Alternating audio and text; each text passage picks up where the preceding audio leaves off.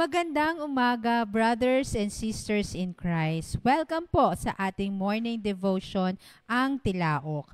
Noong last week, June 12, kakatapos lang i-celebrate ng Pilipinas ang kanyang araw ng kalayaan. At alam ko, hindi lang Pilipinas ang nag-celebrate ng kanyang araw ng kalayaan, kundi ang bawat tao ay meron ding kalayaan na ipinagdidiwang sa kanyang sarili.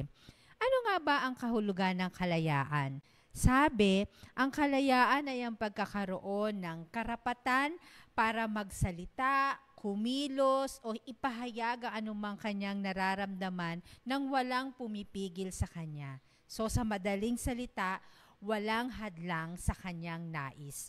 Yun po ang pinakamaliwanag na definition ng kalayaan.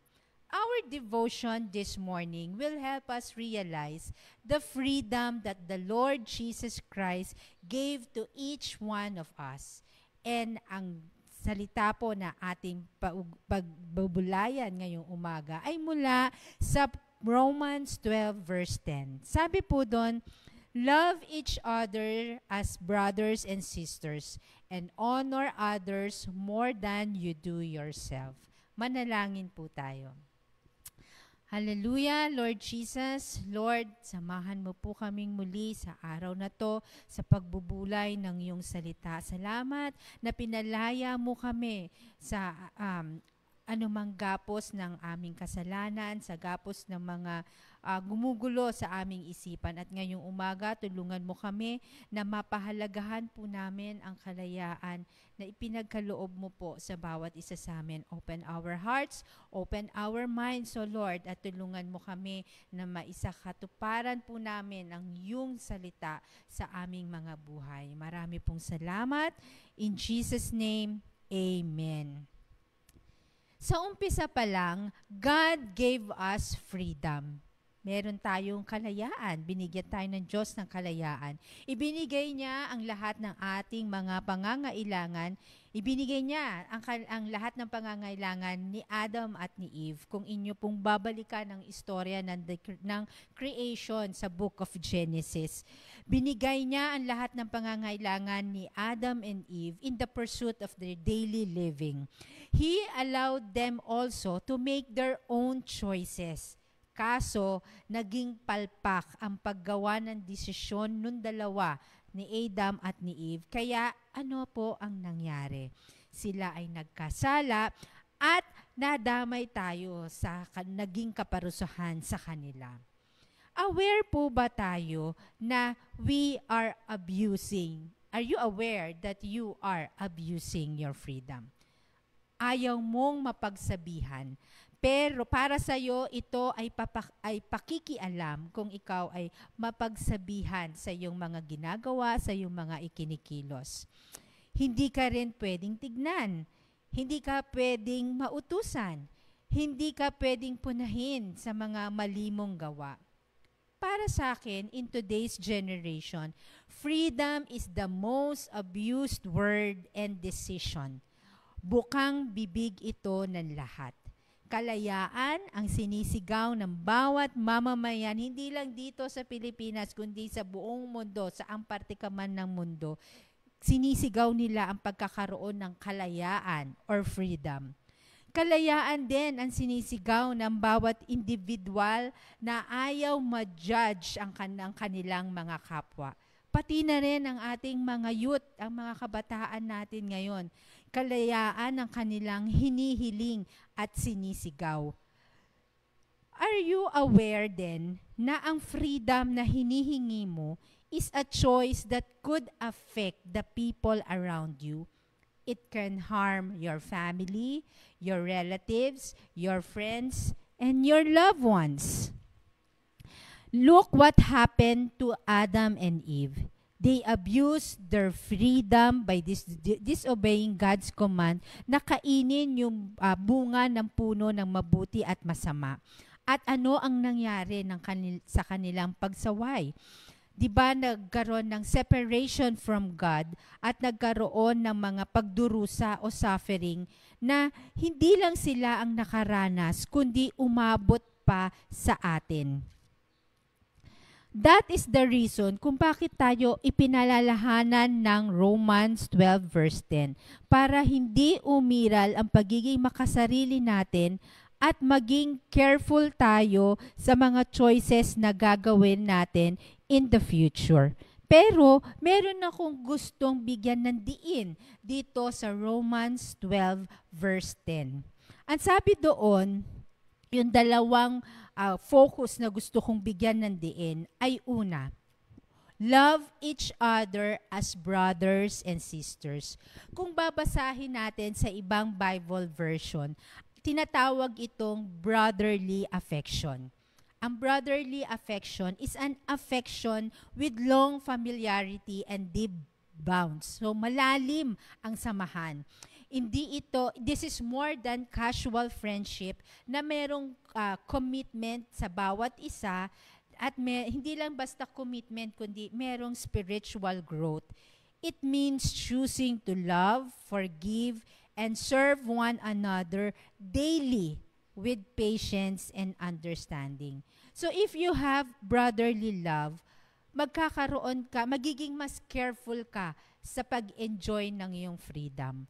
Magiging mas careful ka sa mga decisions na gagawin mo.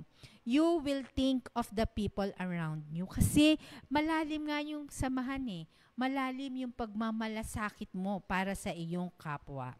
Sabi nga sa 2 Peter 1 verse 5 to 7, in view of all this, make every effort to respond to God's promises. Supplement your faith with a generous provision of moral excellence, and moral excellence with knowledge, and knowledge with self-control, and self-control with patience endurance, and patience endurance with godliness, and godliness with brotherly affection, and brotherly affection with love for everyone. Hindi yung mababaw na pagmamahal, kundi yung tunay na pagmamalasakit sa iyong kapwa, na ikaw magiging conscious ka dahil alam mo na madadamay yung mga tao sa paligid mo sa pag-enjoy mo ng iyong kalayaan o yung kalayaan, yung karapatan na ipinaglalaban mo at pinagsisigawan. Pangalawang diin sa Romans 12 verse 10, honor others more than yourself. The point is, we should regard one another as valuable.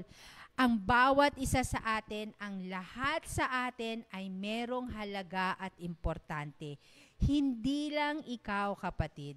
May kanya-kanya tayong ganap sa kinabibilangan natin na community, sa workplace, sa school, dito sa church. Meron tayong kanya-kanyang ganap. Kaya huwag kang magmalaki na ikaw ay magaling, ikaw ay marunong, alam mo ang lahat, o ikaw ang importante dahil alam mong gawain ang lahat.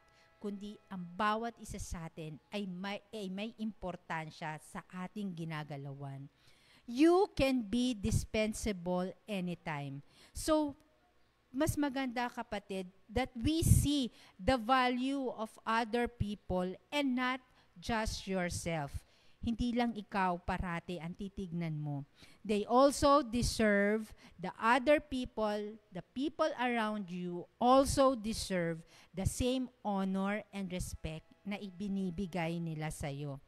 May dalawang bagay ako na gusto kong i-consider natin when we talk about honoring others more than ourselves. Una, kailangan meron tayong humility. Humble yourself. Huwag masyadong mataas ang tingin mo sa iyong sarili. Hindi lang ikaw ang precious, kapatid. Remember what the Lord said in Genesis, matapos niyang gawain ang lahat ng bagay. Anong sabi ni Lord? God made all things and it was very good. So, hindi sinabi dito na God made all things and you are very good. Kundi, all things was very good. Ang lahat ay okay. Ang lahat ay magaling. Kaya, kapatid, hindi lang ikaw yun. Ang ibang tao rin sa paligid mo may kanyang may natatanging kagalingan, may natatanging karunungan. Pangalawa, we should also consider na magkaroon ng respects in honoring others. Napaka-importante na meron din tayong respeto or respect.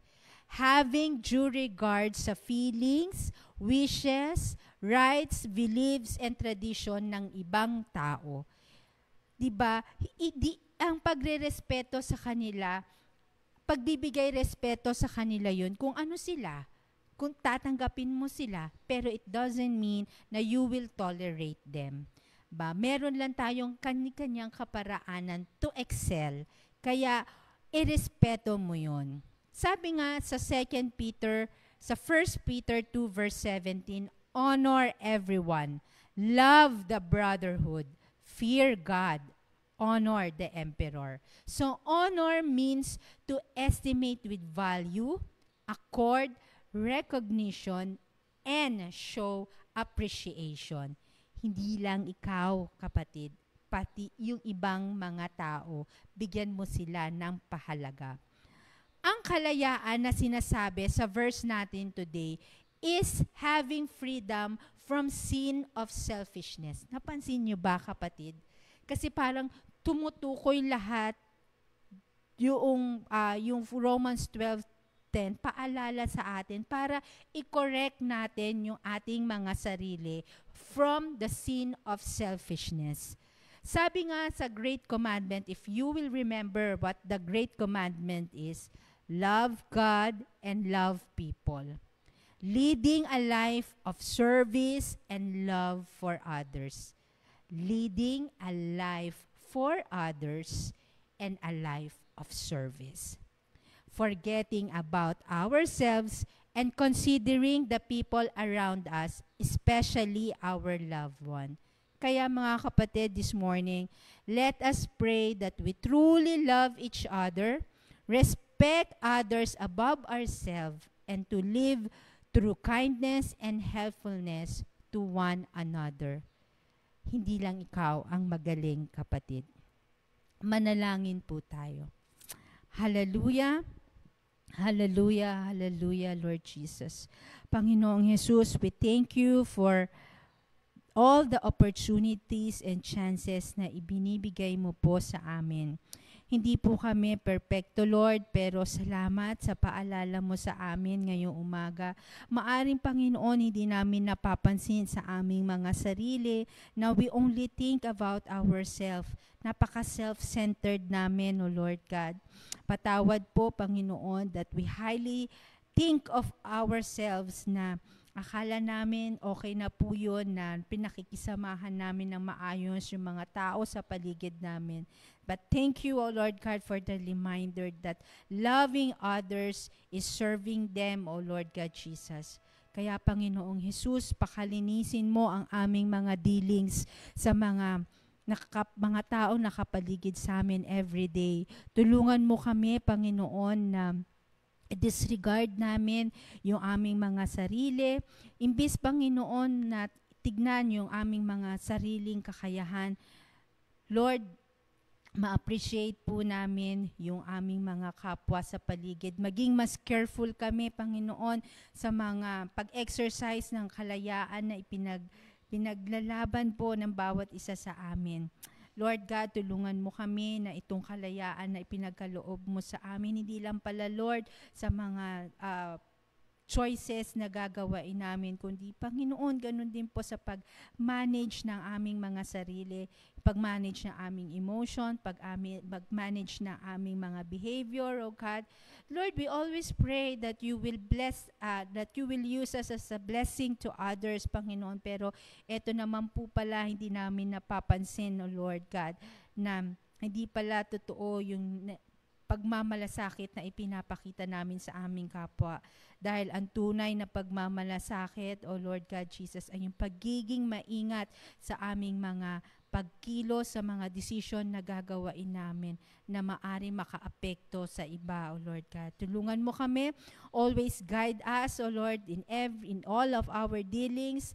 Lead us, O Lord Jesus, kung saan po yung plano mo sa aming mga buhay, maisakatuparan po namin ito, Panginoong Jesus. And Lord, dinadalangin po namin, patuloy po namin dinadalangin sa iyo, Ama, yung mga namumuno sa amin, O Lord God Jesus, na patuloy mo silang bigyan ng guidance, O Lord, always lead them, bigyan mo ng wisdom, O Lord, and Panginoon, na i-apply po nila yung Romans 12 verse 10 sa kanilang mga buhay, that they will serve, magkaroon sila ng true, totoong serbisyo sa mga tao sa paligid nila. Hindi nila titignan o iisipin ang kanilang mga pangsariling kapakanan, O Lord God, kundi yung tunay na serbisyo, O Lord God, na makakaabot ng kapurihan sa iyo. Lord God, maraming pong salamat, at yung mga may karamdaman, Panginoon, patuloy po namin pinapanalangin sila sa iyo to reach them, O Lord. Extend your healing hands up unto them, O Lord God Jesus, at ipa-experience mo po sa kanila yung iyong healing power in your name, O Lord God. Marami pong salamat. In Jesus' name, Amen. Kapatid, isang paalala sa atin, ang Romans 12 verse 10, na wag natin masyadong purihin ang ating mga sarili, kundi ang tunay na pagmamahal sa ating kapwa ay yung serbisyong totoo. Yung life of service, yun po yung tunay na pagmamahal sa ating Diyos at sa ating kapwa. God bless!